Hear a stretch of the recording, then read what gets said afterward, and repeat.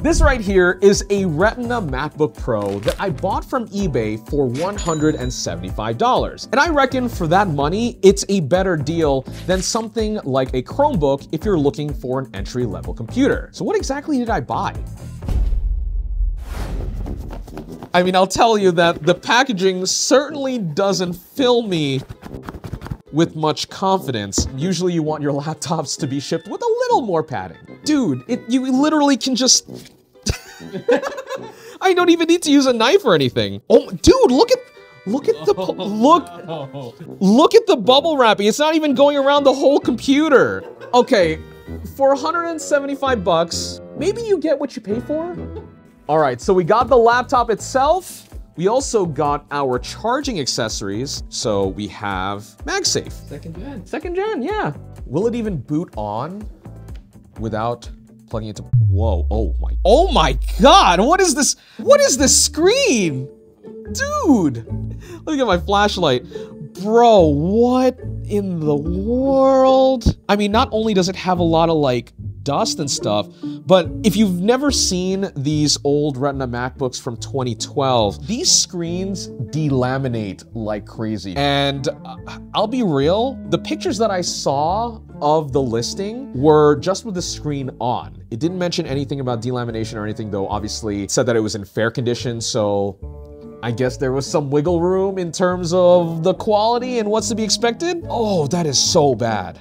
I don't think I've ever seen a screen this delaminated before. So this was listed for 200 bucks, but I made an offer for 175 and the seller took it. Oh man, I just did not look hard enough. There is an actual picture of it, but it doesn't even look that bad in the picture compared to what it's like in person. That is just terrible. All right, well, let's see if it turns on. Okay, well, there's that. Oh, and it's also mad dusty too, gross. The screen sucks, but the main reason why I chose this laptop was the specs. So it's a Core i5 2.4 gigahertz. That's 4th gen Intel, so I believe that's Haswell. Built-in screen reader called VoiceOver. If you know how to use VoiceOver. You don't get to talk. Now to turn it on and set up your accessibility. No. Shh.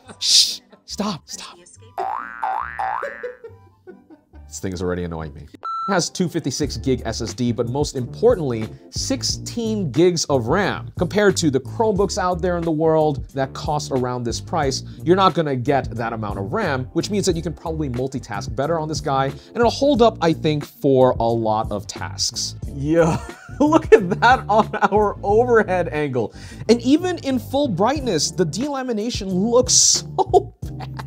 Man, I think that is probably the main thing that I want to swap out on this laptop for sure. How much do screen replacements even cost on this guy? There are varying results here for quality because these are all sourced from other used machines, but a lot of these look way better than the one that we're starting off with right now. This one, without even looking hard, is only $140. Okay, let me do some shopping here. I'm gonna try to min-max my value between new and used replacement displays. If I'm opening this computer up, I'll also look for an SSD upgrade likely, and maybe even take a look at the battery to see how bad it is and if I need to replace that as well. For less than 350 bucks all in, maybe less than 400 bucks, somewhere in that price range, I think we'll have a pretty decent machine. Maybe this is just another repair project. I wasn't even expecting to do one, but sometimes these video ideas just fall in your lap, don't they, Luke?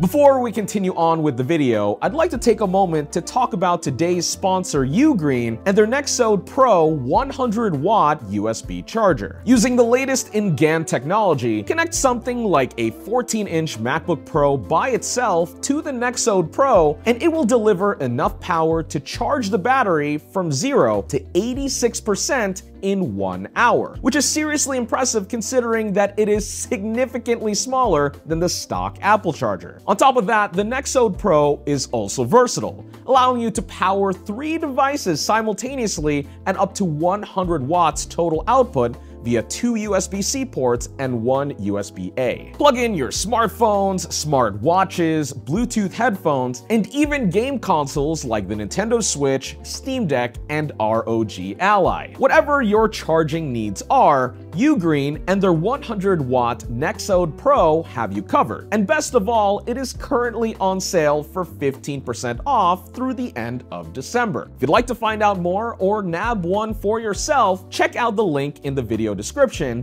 and huge thanks to Ugreen for sponsoring today's video. Turns out that screens of decent quality were more expensive than I was expecting. And so I turned to the internet, which pointed me in an unconventional direction in order to save money. So I'm here at Target because apparently I can fix the delamination on the MacBook Pro screen with Listerine? Maybe it's worth a shot? This is so stupid. I can't believe I'm about to fix my MacBook screen with Listerine. Stupid. Let's just go to town. Listerine Ultra Clean, antiseptic, and I did double check, but this does have alcohol. This can't be that bad, right? Like, it's just Listerine on a screen, right? If it works for your mouth, it's gotta work for a screen. That doesn't fill me with any confidence. I mean, what can go wrong? We're professionals. Well, let's not go that far. We went from breaking a PSX to fixing an iPod. That one is actually pretty successful. Go watch that video if you haven't checked it out. And now we're going to pour Listerine on a MacBook screen. So this might be 2 steps forward and 5 steps back. The funny thing about the delamination on these MacBook screens is that Apple actually did some sorts of recall on it and honored warranties well past what they had on paper to fix the issue. I think it was what, Luke? Because you used to work in an Apple store. Even up to like 2019, they were still doing. Jeez. There's nothing for it. Let's just do it. I'm gonna shake it up for good measure. Not that that really does anything with mouthwash. Just in case, you know, the alcohol made it to the bottom, like it does in my beer or... What kind of beer are you drinking? Bud Light. Oh. Okay, well, that I thought this would absorb more, but it didn't. Okay, yeah, I mean, let's just go for it, right? This is like some Mr. Miyagi, like, wax on, wax off type thing. How long are you supposed to do this for? So I was looking on Reddit that it took someone, I think, roughly like 30 minutes of just labor to get this working properly. Okay. Don't worry about it. It's minty fresh. This is gonna take me a little bit. I might be here for like an hour or something just wiping down this MacBook.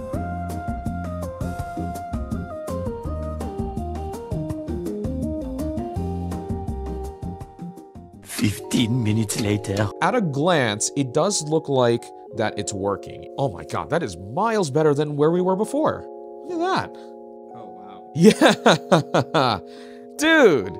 That is actually kind of insane. Now again, I'll have to put in a little bit more work. There's some extra polishing that I have to do, and I want to hit some of the corners, the little hard to reach spots. Now, to be fair, this screen does look like a mirror because we are losing our anti-glare coating, but compared to where it was before with the delamination, dang. Yeah, this is looking newer and newer the more I go. At this point, I was surprised with how well the Listerine trick was working. Every time I do a pass, it just gets better and better. All right, after 30 full minutes of polishing this screen with Listerine, I am super impressed. This is actually kind of insane. You can see how much of the delamination we've taken off, which is almost all of it. There are some rough places to hit, like specifically the edges of the screen are hard to get at with a microfiber, but all of the splotchiness that was there before is virtually gone, and that's what we want to see. The only thing now is for me to turn it on, and hopefully I didn't destroy the screen. Oh, sick, cool, I didn't break it. That just looks amazing. Yeah, I am surprised that our $6 Listerine trick actually worked. I'm dumbfounded. That's cool. That is awesome. So now that I've polished my MacBook screen, the next thing that I want to tackle in our refurb project is upgrading the storage. You can buy an Apple-sourced one that's specifically meant for this MacBook, but there are also third-party alternatives that convert the custom Apple SSD to have it work with standard M2 NVMe drives. This one from HP cost me about $30 $47. And the adapter cost me less than 10. So not bad to double our storage. But of course, if you want to go higher, you can get 1 terabyte, 2 terabyte, even 4 terabyte drives to supplement whatever your needs are. Which one's the right screw? That's not the right one. What about this one? You'd think after 3 refurbishing videos that I'd be better at screwing, but no. Is it this one? Is it that one? Yeah. Let's go. Dang, it's almost like Luke has worked in an Apple store before. All right, so let's open up our MacBook. So there are 1, 2, 3, 4, 5, 6, 7, 8, 9 numbers. 1, 2, 3, 4, 5, 6, 7, 8, 9, 10. I can count. No, you cannot. 5, 4, 3. As I'm doing all of this, I am reminded about how dinged up our used Retina MacBook is on the bottom. We'll get to that in just a moment because it is time to pop this bad boy open. Somebody's been in here before. Oh, that's like some Zodiac killer shit. I'm gonna decipher this one later. We'll see who killed John Lennon. Oh, that is caked on. Woo! It's not a great sign that a lot of this dust is caked on, because usually when we see this, that means that the computer has seen at least a little bit of moisture. Probably not so much so that it will actually damage the inside of the computer, but it's still not a great sign. So Luke is telling me that there are some moisture tabs on here that will read pink if it has seen moisture. And some of them do read pink, so if that is correct, then maybe my assumption is actually not too far off. That's not supposed to be there. Yeah, so there's some shielding here that has like just a loose screw that's just there. And we'll put that back in a moment. So our SSD is presumably this guy right here. It's a Samsung drive with a bunch of NANDs on it. We're gonna be taking this out and swapping it with not only an M2 SSD, but I also have this little box that contains an adapter module that will let us use our NVMe SSD with the custom port on the MacBook. And when I mean tiny, I mean it is very tiny. Look how small that is. So let's take out this Samsung SSD. Gotta love the way that some of these MacBook components look. That is one of the cleanest looking SSD modules I think I've ever seen in my life. We're gonna put this off to the side. Now we can look at our HP SSD. So this is the EX900 Plus. I don't think it's anywhere near the fastest drive you can get on the market, but price to performance seemed pretty good, and especially more just to double our storage than anything else. I think how I should do this is I'm going to put the adapter on for our M2 drive.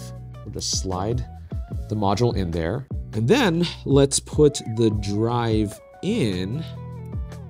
With a little bit of force, I was able to get a little more room in there, and it looks like we might be able to fit our screw, just barely. That almost looks stock, apart from the fact that it says HP on it. But the main thing is, while this laptop is open, I also want to swap out the battery. So the only reason why I decided to go with this kit in particular is because this is from a company with the most unfortunate name. So this battery is from a company called Pure Dick. I'm not even kidding. It's from Pure Dick. So if you guys want quality MacBook Pro battery replacements, Pure Dick is the solution. Also on Amazon, I bought a tool set for a couple of bucks that will actually help us with the teardown process. If you didn't have an iFixit kit like I do, something like this costs like 10 bucks. Let me just dive in and take this battery out. 45 minutes to 2 hours. I don't agree with that at all. Just as I initially thought, swapping out the battery didn't take much time at all. So we need to expose these first. Oh, even more stray screw. Ooh, crumbs. Hey, breakfast. Yeah, it came from the same Panera that will kill you with their lemonade. Wait, what? After undoing some screws, really it's just taking off some very strong adhesive underneath. So really I just want to apply the right amount of X-axis force to this. I don't want to bend the battery. I don't want to, puncture what's under there either. I just need to get enough to break up the adhesive on the bottom, and I think we're fine. So I took my time making my way around the battery assembly, and eventually, Yeah, buddy. Yeah. Okay.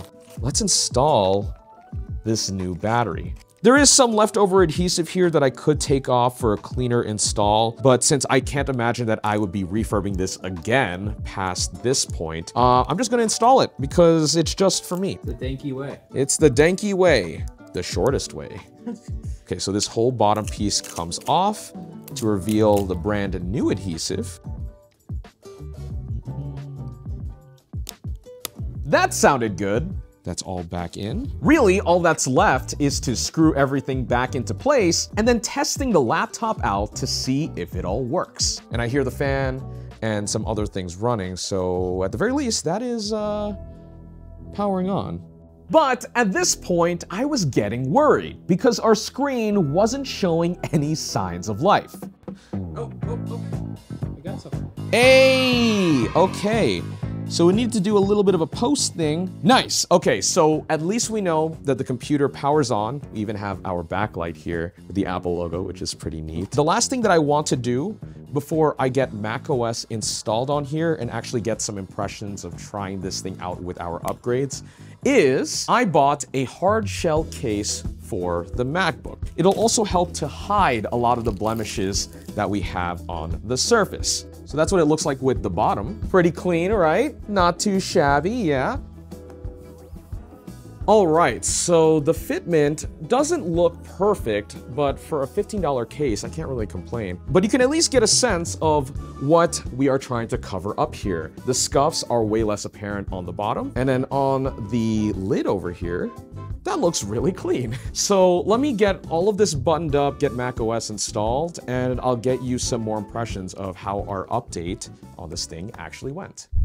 With our 10-year-old laptop all upgraded and cleaned up, it didn't take long to get macOS installed on our new SSD, though the process wasn't quite straightforward. You see, this hardware is so old that Apple hasn't supported it for years. Sonoma? Hell no. Ventura? Never knew her. Stupid. The last update our laptop saw was macOS 11 Big Sur from 2020, which certainly misses out on some visual improvements and fancy features compared to Ventura that we have today. But the main reason why you'd even want newer versions of macOS is for security patches, especially if you plan on using an older MacBook like this one for real everyday use like I plan to do.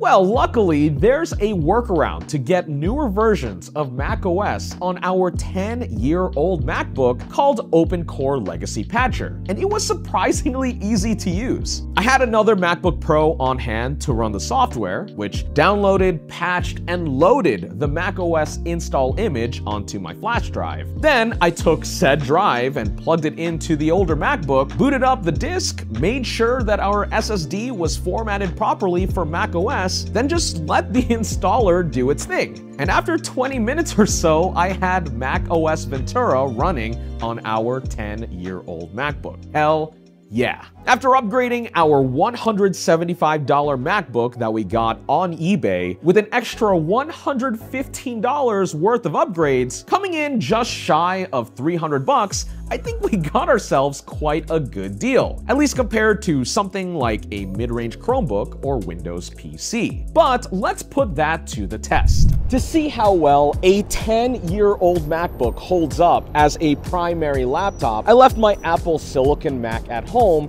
and took this on a 4-day trip to New York City to see how well it holds up.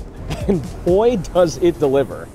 The work put into getting this MacBook Pro in tip-top shape absolutely paid off. While I wasn't able to clean up or hide all of the wear and tear inherited from the previous owner, it looks way more presentable now than when we first saw it. The screen might be too glossy for some people's taste, and I'm still wondering what the hell even happened to our A key to make it look that bad. But overall, I'm happy with how this laptop physically turned out. Now, as for how this MacBook actually performs, I wasn't expecting too much out of it. As long long as it could do email, browse socials, run Notion and Google Docs so that I could script some YouTube videos, and stream Netflix and Crunchyroll. That's about it. I'll say that on a base level, macOS is well suited for this level of simplistic use. And even though we practically shoehorned Ventura onto this machine, it actually feels far from jank. Even features like AirDrop work, so